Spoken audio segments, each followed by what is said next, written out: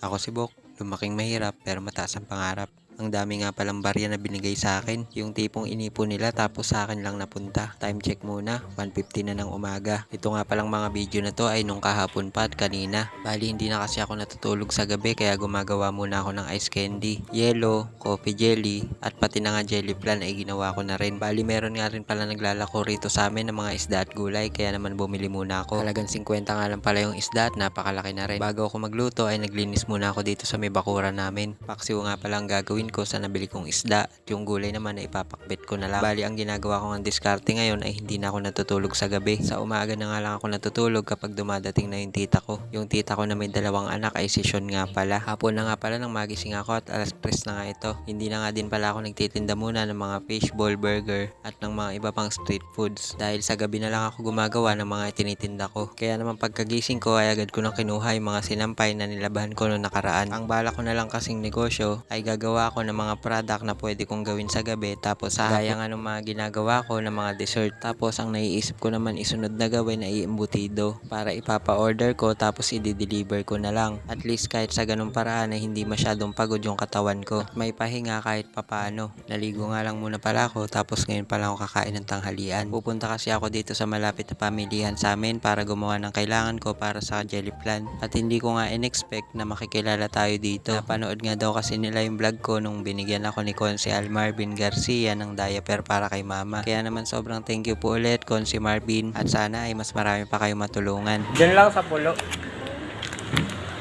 Nag-ano ko kung ano na lang maisipan tinda. Pwede kita sama sa video? Ay, naku, sir.